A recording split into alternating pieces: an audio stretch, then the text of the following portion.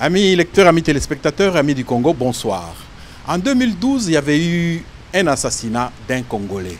Aujourd'hui, jeudi 19 novembre 2015, au tribunal de Nivelles, il y a eu plaidoirie pour qu'on sache exactement quelle est la sanction qui va être donnée.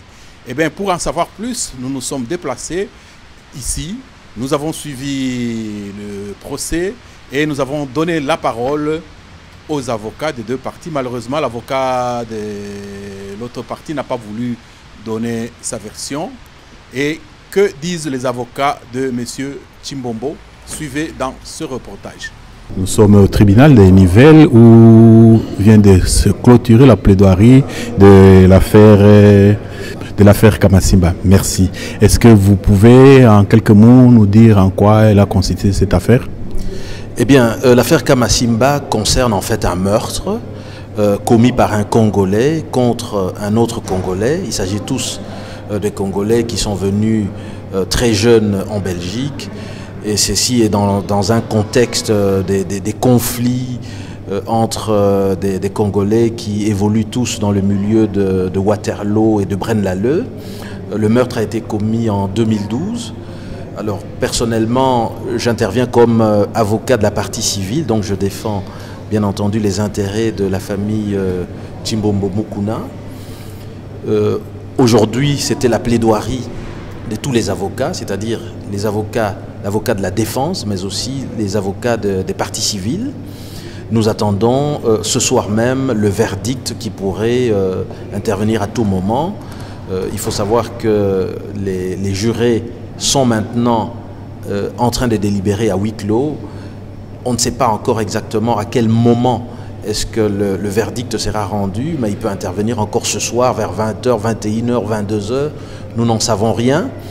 Il faut surtout savoir que ça se passe en deux étapes. Donc il y a d'abord une première étape où il se limite simplement à dire si oui ou non la personne est coupable de meurtre. Donc lorsque cette étape est franchie, viendrait alors une deuxième étape où l'on détermine le taux de la peine. Alors en ce qui concerne le taux de la peine, il faut savoir qu'en Belgique, pour un meurtre, la loi prévoit une réclusion qui va de 20 à 30 ans.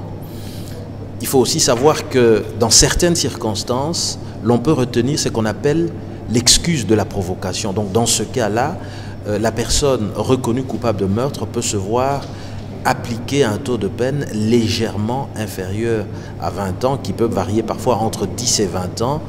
On ne peut pas mettre la charrue avant le bœuf, donc nous attendons bien entendu d'un moment à l'autre pour ce soir le verdict.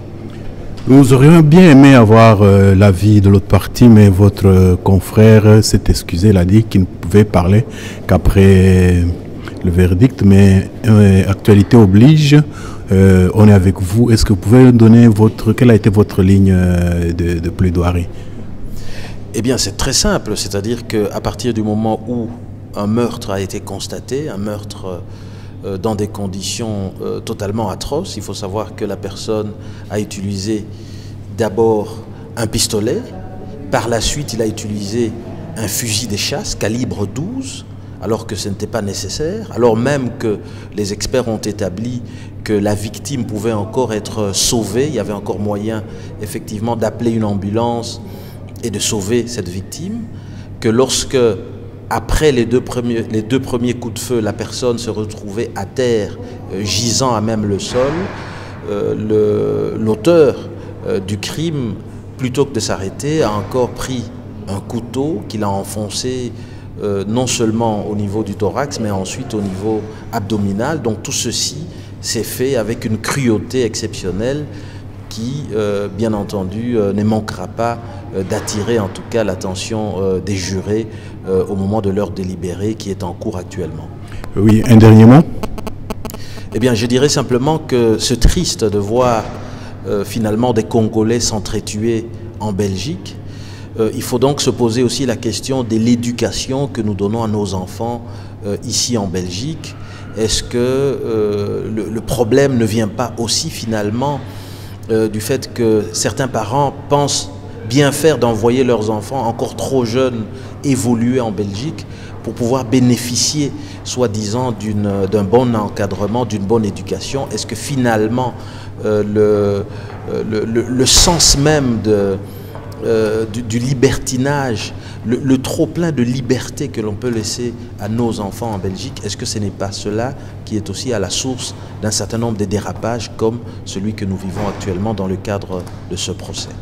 Maître Kilolo, nous vous remercions. Mais je vous en prie. Vous étiez dans l'équipe de défense de Feu Chimbombo. Quelle a été votre ligne de défense à vous personnellement? Sur quelle partie vous avez le plus axé votre intervention? Merci pour la question. Je voudrais d'abord dire que c'est un crime horrible, atroce. Olivier Chimbombo n'est pas mort d'un tir de feu, d'un coup de feu. Il n'est pas mort de deux coups de feu. Il n'est pas mort de coups, de crosses assénées sur sa tête. Il n'est pas mort de cela. Il est mort de 7 coups de couteau, qui arrivent après 2 coups de feu, 2 coups de crosse. Alors la défense a plaidé la légitime défense, la contrainte irrésistible, qui sont des causes de justification, c'est-à-dire si on dit oui à la légitime défense ou oui à la contrainte irrésistible, la question de culpabilité est posée, et donc à la question du meurtre, la première question qui est posée au jury, c'est non. Et quand c'est non à la première question, donc il n'y a pas eu meurtre, parce que le meurtre est justifié. Alors il fallait détruire tout l'argumentaire de la défense. C'était notre travail. Et expliquer au jury les conditions légales de la légitime défense. Leur dire que on ne peut pas conclure à la légitime défense parce que les conditions n'étaient pas remplies. Et surtout la condition de proportionnalité. On ne peut pas non plus conclure à la contrainte irrésistible parce que les conditions de la contrainte irrésistible ne sont pas rencontrées. Notamment le libre arbitre. Est-ce que l'accusé, au moment de fait, avait-il son libre arbitre? La défense a dit que l'accusé n'avait plus son libre arbitre. Donc disparition totale de son libre arbitre. Nous avons démontré, j'ai démontré, que l'accusé avait son libre arbitre au moment où il tue M. Chimbombo. C'est-à-dire lorsque il lui donne de coups de couteau. Il est encore vivant. L'accusé a fait le choix d'aller chercher un couteau pour les tuer. Il a librement fait un choix. Il avait son libre arbitre. Et puis la défense a finalement plaidé, si vous ne me suiviez pas, sur la légitime défense ou la contrainte irrésistible, au moins retenez la provocation. C'était notre travail finalement, de démontrer qu'il n'y avait pas de provocation et que ce meurtre, cet homicide, ne pouvait pas être excusé par la provocation. Et donc l'excuse légale de provocation, ici, ne pouvait pas être retenue. Nous avons fait la même démonstration. J'ai fait la même démonstration en expliquant aux membres du jury les conditions de l'excuse légale de provocation.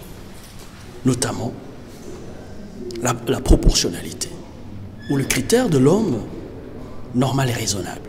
Est-ce qu'un homme normal et raisonnable, placé dans les mêmes circonstances, la même situation, aurait agi de la même façon que monsieur l'accusé Gam? Bien, merci maître. Les événements avaient eu lieu en 2012, nous sommes en 2015. Est-ce que vous pouvez nous dire qu'est-ce qui a été l'obstacle pour que assez vite tout sera résolu, tout soit jugé? Oui, assez vite, je ne sais pas si je dois dire assez vite. En tout cas, cette affaire a été jugée dans le délai raisonnable, Et donc, vous savez, hein, une affaire de meurtre n'est pas facile à instruire. Il faut vraiment l'instruire de façon sérieuse, savoir qu'est-ce qui s'est réellement passé. On a vu défiler la police, les juges d'instruction, les experts en balistique, les psychiatres, les psychologues, et donc qui ont fait un travail dans ce dossier et qui nous ont éclairé en tout cas le membre du jury sur les motivations, sur finalement ce meurtre. Donc le travail a été fait dans un délai raisonnable. Ok. Et un dernier mot par rapport à la communauté. Vous êtes Congolais comme nous, et que c'est des Congolais, et à qui c'est arrivé personnellement, qu'est-ce que ça vous fait? Écoutez, vous savez, quand on est à l'étranger, et quand un Congolais, ou toute autre personne humaine, meurt de cette façon-là, se fait tuer, on l'arrache sa vie. Olivier Tshimombo, il aurait eu 35 ans, il avait une trentaine d'années. Lorsqu'il est mort, Olivier Tshimombo a laissé 3 enfants.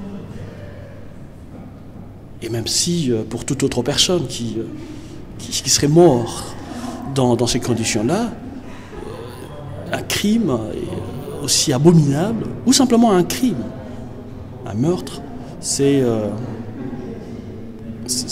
dommage, et on doit en tout cas, par rapport aux circonstances, je ne rentre pas dans des considérations éthiques ou en tout cas dans d'autres considérations par rapport à l'éducation, etc. On vit dans une société, heureusement, qu'on est dans un pays démocratique.